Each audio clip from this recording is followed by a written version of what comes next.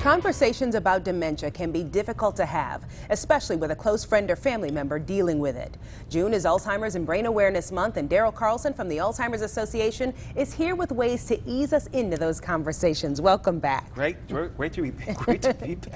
So how do we get started with those conversations when we start to see someone maybe being especially forgetful?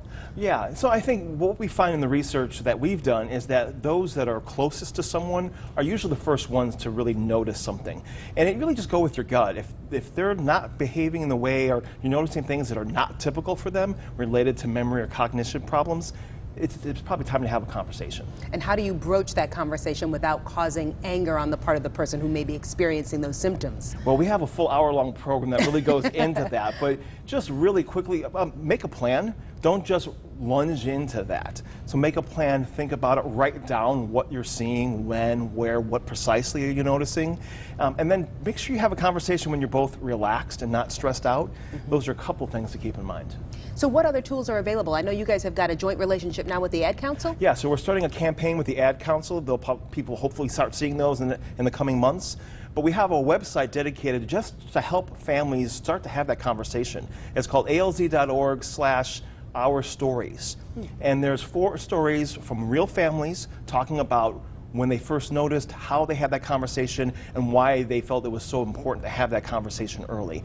You hear from them, and then you'll see put to a really nice video graphics, and then a lot of resources just to help you make that conversation happen. I would imagine that's a really useful tool. One, so people know they're not alone. Absolutely. And 2, maybe to get some tips on having the conversations themselves. Now, you guys at the Alzheimer's Association also offer classes and coursework to help people with issues like these. So we have a program called Dementia Conversations, because when that diagnosis comes, there are critical conversations you'll have to have about, is this a diagnosis? Do we go to the doctor? The conversation around taking away the car keys, and legal and financial issues. And those are hard conversations. They are. So we'll have 3 programs coming up the week of the 17th of June. The first one will be in East Peoria in the evening, 6 o'clock at the East Peoria Civic Complex.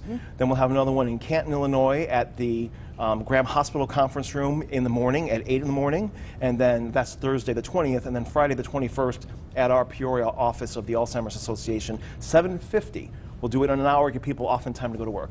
All right, that sounds great. And we'll put that information, or that's on your website, isn't it? Yep. alz.org/Illinois is how you can get in touch with the folks at the Alzheimer's Association. And remember that the information isn't just essential that you talk about it, it's going to be essential that you actually take some steps to deal with it.